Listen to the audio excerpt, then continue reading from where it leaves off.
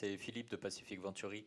Bienvenue dans ce nouvel épisode de Pacific Hoé, le podcast d'analyse de l'actualité globale et locale qui t'aide à naviguer efficacement dans ce monde changé. Cette semaine, le podcast s'intéresse à la situation de nos cousins de Papouasie occidentale. Pour en parler, je reçois Samson Verma, enseignant en anglais et relations internationales et écrivain engagé originaire de Fidji. À suivre donc une conversation avec Samson. Samson, Yarana Boula. Bulvinaka. Et buongiorno, bonjour de Rome.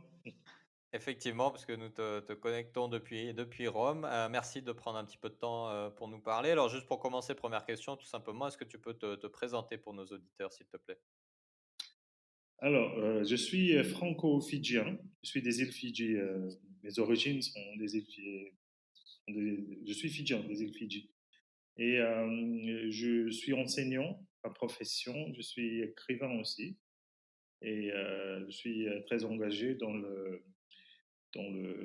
lutte pour faire revivre la littérature à Fidji et pour essayer de faire renaître un peu ce mouvement qui est un peu on a un peu perdu ces dernières années. Et je suis enseignant aussi je suis chanteur aussi, lyrique. Je suis Mhm. baryton, voilà. Et je suis dans le corps diplomatique. Je suis conjoint de diplomate français et je suis en poste ici à Rome. Voilà. D'accord. Ok, donc effectivement, une vie bien occupée qui t'a amené à beaucoup voyager et à peut-être aussi être ambassadeur de la culture de Fidji hors de tes frontières, hein. De temps en temps, oui, oui. Alors, Samson, on t'a invité aujourd'hui pour parler d'un thème important, c'est la Papouasie occidentale, où depuis des années, la population locale se bat contre l'armée indonésienne pour obtenir son indépendance. Est-ce que tu peux nous expliquer un petit peu rapidement la situation actuelle et peut-être le contexte historique qui va avec? Hmm. Alors, pour être vraiment très franc et direct, les situations actuelles, en Papouasie occidentale, c'est une situation très grave et c'est une situation de génocide. Mhm. Je ne trouve pas d'autres mots d'utiliser en ce moment. Mais la situation de maintenant, c'est une situation très grave vis-à-vis, envers la population des Papous et des gens de Papouasie occidentale. Il faut contextualiser un tout petit peu la situation. Cette région du monde, cette île, la Papouasie-Nouvelle-Guinée et le West Papua, le nom britannique de cette région-là, est une île qui a été divisée dans la grande période d'impérialisme et colonialisme. Donc, la Papouasie occidentale était néerlandais, comme la plupart des îles et du territoire qui est devenu l'Indonésie après. Alors, l'Indonésie a eu son indépendance de, de, de Pays-Bas et d'Hollande en 1949. Et après, la question de la Papouasie occidentale est revenue sur la table, est venue sur la table. Les Néerlandais n'ont pas voulu céder ces territoires aux Indonésiens au départ, en croyant qu'ils avaient le droit d'être indépendants, comme la Papouasie-Nouvelle-Guinée. Le problème, c'est que Sukarno, je crois le premier leader indonésien, a voulu récupérer tout ce qui appartenu à la grande colonie hollandaise à l'époque pour créer une Indonésie basée sur ces territoires-là, malgré le fait que ces régions-là n'ont pas grand-chose en commun culturellement. Alors, la plus grande tragédie dans tout ça, c'est que à New York, dans les années 50, le sort de ces territoires a été décidé entre l'Indonésie, les États-Unis, les Néerlandais, sous la supervision des États-Unis et les Nations Unies. Et il a été décidé qu'il faut poser cette question-là, la question d'indépendance aux gens, aux habitants de Papouasie occidentale. En fait, un référendum a été organisé et les gens ont été sélectionnés pour voter. Et la partie qui manquait vraiment dans toutes ces négociations-là étaient les Papous eux-mêmes. Hmm. Et donc, on voit que depuis la manipulation de ces élections-là et ces référendums-là a vu l'Indonésie comme gagnant. Et depuis, l'Indonésie euh, est la, gouverne ou est la Papouasie occidentale est une partie de l'Indonésie actuelle.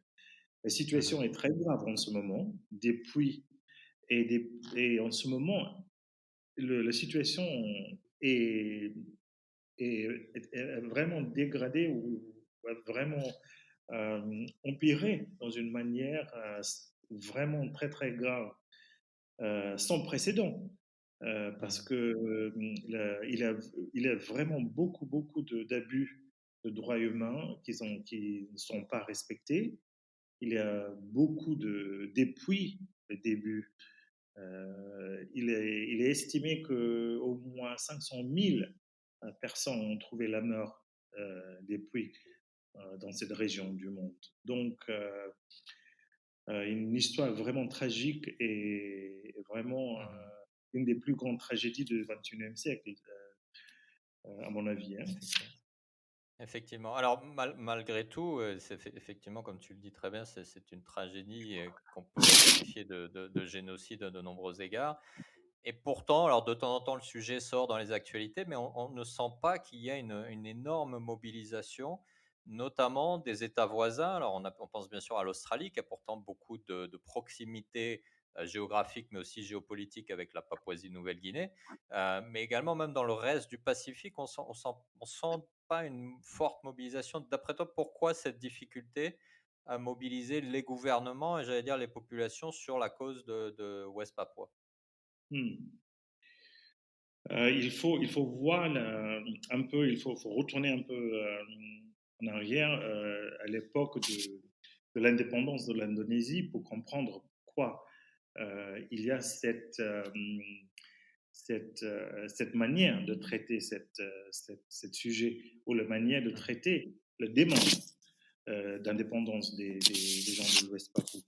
Les États-Unis étaient responsables dans une grande partie d'avoir donné ou d'avoir soutenu l'Indonésie dans cette démarche-là. Et la Mhm. raison était claire parce que à l'époque de Kennedy, il voulait absolument pas que l'Indonésie tombe dans les mains des communistes à l'époque. Et il y avait aussi des énormes intérêts économiques vis-à-vis de l'Ouest Papua.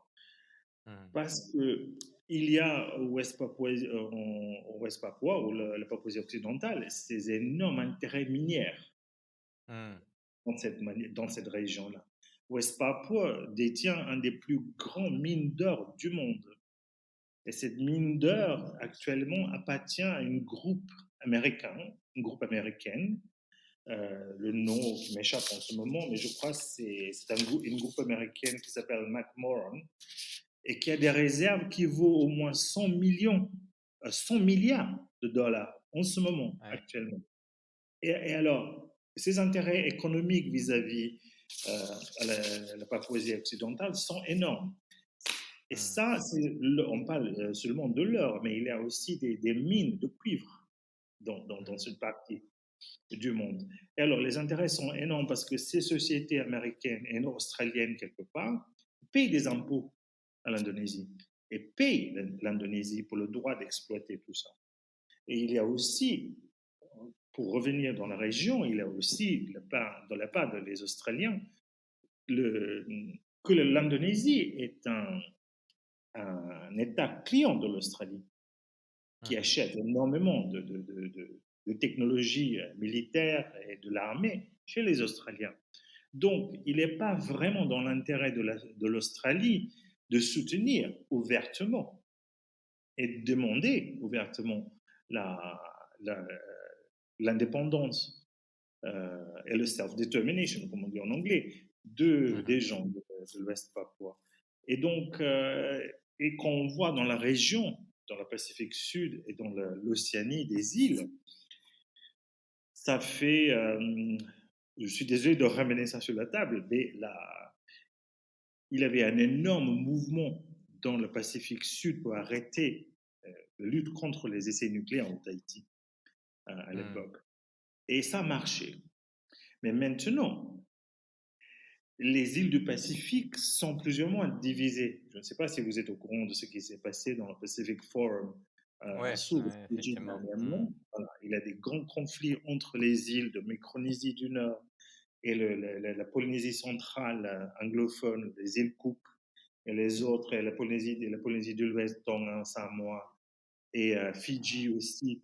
Il y avait tous ces débats sur la domination de certaines îles sur l'agenda et sur Mhm. les choses qui doivent être traitées de l'importance. Là, c'est une première chose, la division entre les îles en elles-mêmes. Et il y a aussi la pression de l'Australie. Il y a la pression d'Australie sur les îles parce qu'il y a l'Indonésie derrière qui pousse un certain, ou qui met la pression sur l'Australie de pousser un certain agenda, d'essayer d'influencer les îles ou de mettre en pression pour les dire qu'il faut qu'ils arrêtent de monter contre Hmm. l'Indonésie et demander au soutenir la Papouasie occidentale. Hein. Et c'est pour ça qu'on se retrouve en ce moment dans une situation dans les îles qui est très divisée. Et, Hmm. euh, et pas seulement ça, il faut dire aussi qu'il y a aussi les pouvoirs et les régimes à Fidji actuellement, qui sont venus aussi dans la dictature. On a eu nos histoires de coups d'État qui ont renversé les gouvernements démocratiques. Mhm. Cette dictature est devenue Premier ministre de Fidji, il a organisé les élections démocratiques, soi-disant. Hmm. Donc il y a beaucoup aussi de liens entre les îles Fidji, par exemple, et l'Indonésie. Hmm. Donc il y a beaucoup de produits qui sont vendus à Fidji, qui viennent d'Indonésie, et vice-versa. Donc c'est une situation qui est tragique pour nos Hmm. confrères ou pour nos cousins quand même de la Papouasie de l'occidentale. Hein. Est-ce qu'on peut faire un parallèle d'une certaine façon avec ce qui se passe également alors dans une autre zone de la Papouasie-Nouvelle-Guinée, qui est l'île de Bougainville, avec ses intérêts économiques miniers, avec les difficultés pour la population de Bougainville justement d'accéder à l'indépendance parce que derrière tellement d'intérêts viennent en jeu? Je crois que c'est la raison principale, c'est ça. C'est Hmm. nous avons peut-être les îles les plus petites du monde, mais nous avons aussi des réserves, des minéraux. Et maintenant, on commence à parler des minéraux rares et les Hmm. seabed mining, l'exploitation Les de fonds marins, minières dans les océans, qui ont déjà commencé, les essais ont commencé à Papouasie par les entreprises japonaises. Donc, oui. Mhm. et dans tout ça, ce qui est tragique, c'est que les peuples du Pacifique Sud sont écartés dans ce débat-là. Et le Hmm. plus tragique, c'est bien évidemment les peuples eux-mêmes. Hmm. On a vu à Bougainville comment ils ont descendu à la guerre totale pour essayer de revendiquer, essayer de garder, quoi, essayer d'avoir un certain contrôle sur le Mhm. territoire, sur le terre, sur le mer. Et maintenant, avec la Papouasie occidentale, c'est encore pire parce qu'il a un pouvoir colonial et militaire qui gère le Hmm. terre et qui gère le territoire. Et donc, c'est vraiment une question tragique pour le 21e siècle. Et ce Ouais, sera sur la ouais. conscience de tous les grands dirigeants du monde qui oublient et qui oublient, qui oublient vraiment le sort de West Papua. Hmm. Effectivement. Alors, quand on pense à ce qui se passe en Papouasie occidentale, quand on pense à ce qui se passe à Bougainville, on peut aussi penser au changement climatique, où là, c'est pareil, des intérêts extérieurs qui empêchent le Pacifique ou qui mettent en danger les communautés du Pacifique. Du coup, pour les gens qui, comme nous, sommes dans le Pacifique, si on a envie d'aider justement ces causes importantes, la Papouasie occidentale, Bougainville, enfin toutes ces revendications qui sont liées aux droits de l'homme finalement, quels conseils tu voudrais donner à nos auditeurs qui aimeraient justement peut-être en faire plus ou aider à mettre un peu plus de Mm. projecteurs sur ces causes importantes? Alors, c'est vrai que être les États les plus petits du monde, c'est très très difficile pour faire entendre nos voix. Mmh. Et moi, je suis né à l'année où Fidji est devenu indépendant de la Grande-Bretagne. Et même à cette époque-là, le Pacifique a réussi de se faire entendre sur les questions des essais nucléaires. Et ça Mmh. marche parce que le monde entier a soutenu ça. La situation maintenant est beaucoup plus grave parce qu'il y a les intérêts, comme vous avez bien euh, mentionné, les intérêts économiques énormes et géopolitiques aussi, Mmh. qui arrivent dans la zone, maintenant dans la région. C'est-à-dire, il a les intérêts des pouvoirs comme la Chine, les États-Unis. On a vu ce qui s'est passé avec l'Australie, un contrat rompu avec la Mmh. France, les États-Unis. On sait très très bien pourquoi les Américains ont fait ça contre la Chine et tout. Alors, nos responsabilités comme gens de cette région-là, comment faire pour être entendu, pour être remarqué, pour lutter. Je crois que le problème est beaucoup plus important maintenant parce qu'il y a pas seulement la question de l'exploitation euh, notre environnement, la destruction écologique, etc., mais aussi la grande question défi géopolitique. Alors, on vit aussi dans une époque où les moyens pour communiquer ont été démocratisés quelque part. Mmh. Et donc, même si on n'a pas les moyens militaires dans nos gouvernements, le poids pour négocier dans euh, les grands CIO qui se passent à Glasgow en ce moment, qu'on sait très bien dans 5 ans, on va faire la COP 31 et la situation sera encore pire. Donc Mmh. la responsabilité, c'est sur nous d'utiliser tous les moyens qu'on a maintenant avec tout ce qui est disponible sur les réseaux sociaux en trouvant les alliés avec des groupes écologistes du monde entier. Parce qu'au même temps, il faut dire que le monde se réveille aussi. Il y a Mmh. des Absolument. contre-mouvements. Je vois ça en Europe. Il y a des contre-mouvements et j'ai beaucoup, beaucoup d'espoir avec la jeunesse qui se lève en ce moment et qui dit Mmh. stop, parce que c'est notre avenir que vous êtes en train de détruire en ce moment. Et donc, c'est très encourageant, mais en même temps, il faut qu'on sorte, nous, les gens du Pacifique, de l'Océanie, pour dire on n'est pas des victimes, Mmh. on n'est plus des victimes, nous avons des voix et on peut parler aussi. Et on peut être unis malgré le fait qu'on ne parle pas peut-être forcément les mêmes langues, mais on peut trouver les plateformes pour aider nos cousins à West Papua, pour aider, pour se mettre ensemble et mettre la pression sur nos élus locaux et nationaux et même internationaux, pour mettre la Mmh. pression sur eux pour faire le travail qu'il faut faire. Parce qu'il y a aussi une grande hypocrisie vis-à-vis de nos leaders nous-mêmes. Et je parle de Fidji. Parce qu'il Mmh. y a toutes ces questions-là qui arrivent, écologiques, la destruction de l'environnement. Ils sont là à Glasgow en train de hurler pour dire sauvez-nous, sauvez-nous. Mais ils ont aussi les premiers qui ont signé les contrats avec les grandes entreprises qui sont en train d'exploiter euh, euh, les ressources fidjiennes, le sable, le dredging, comme on dit en anglais, Mmh. c'est aller récupérer le sable, tout ce qui est le bauxite à Fidji, qui a détruit une partie des îles. Alors, le gouvernement est responsable pour ça, parce que c'est eux qui ont signé, qui ont donné l'autorité.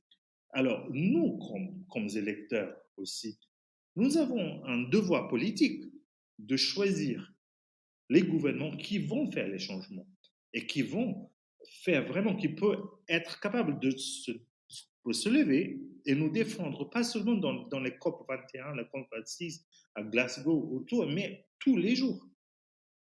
Il faut que toutes les choses qui se passent dans le Pacifique en ce moment, inclus à New Guinea. Il faut que ces Hmm. choses-là soient ensemble sur la table. Et on est tous connectés par l'Internet. Il y a énormément de groupes de soutien vis-à-vis aux gens de la Papouasie occidentale. On peut se Hmm. connecter, on peut donner de l'argent, on peut s'inscrire, on peut s'engager. Mais il faut qu'on sorte de cette stupeur, cette manière de penser que tout est perdu. Non. Ouais. Et il faut aussi qu'on arrête de dire, laisser la parole et la narrative aux autres de notre Hmm. place. Il faut absolument qu'on récupère, qu'on dit, ça suffit maintenant, c'est chez nous, et on sait comment protéger les choses chez nous, on sait comment le faire évoluer dans une manière beaucoup plus optimiste et positive, et on doit le faire. Et je crois que Absolument. le moment maintenant, ce n'est pas pour les prochains 5 ans, c'est pour demain, c'est pour Hmm. maintenant.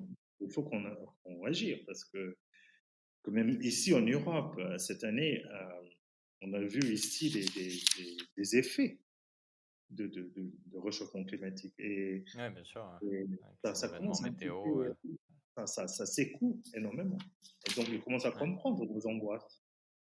Ouais, effectivement. Bah, écoute, Ouais. Samson, merci beaucoup et j'espère que Merci à ton vous. message sera entendu et que notre podcast participera à mettre la lumière sur ces causes importantes qui doivent nous toucher tous dans le Pacifique en tout cas. Merci beaucoup à vous. Merci à toi. Et merci pour d'avoir donné cette opportunité. Et je m'excuse, mon français est un tout petit peu difficile le soir. Et très très très bon français, il n'y a absolument rien à dire là-dessus. Merci Merci, beaucoup. merci beaucoup. Merci. Comme beaucoup de situations de par le monde, celle de la Papouasie occidentale peut souvent être vue comme une autre actualité, un autre événement, parmi tant d'autres. Et dans ce monde où nous faisons face à des challenges globaux qui nous impactent au-delà de nos frontières, le conflit en Papouasie occidentale, au-delà de sa proximité géographique, nous rappelle que chaque crise, chaque tragédie autour du monde est d'une façon ou d'une autre reliée à notre quotidien et est donc notre problème. Il est donc important de se mobiliser et de mobiliser nos décideurs sur le sujet pour participer à la résolution d'une tragédie humaine, culturelle et environnementale. N'hésite pas à partager cet épisode avec ton entourage et à le noter ou le commenter sur ta plateforme de podcast préférée. Si tu veux en savoir plus sur le sujet de la Papouasie occidentale, n'hésite pas à aller voir la newsletter Tehoe sur ce thème. Tu peux la retrouver sur notre site internet www.pacificventuri.com et tu peux également t'y inscrire pour ne jamais manquer un numéro. À la semaine prochaine pour un nouvel épisode, un nouveau thème. Prends bien soin de toi, Nana.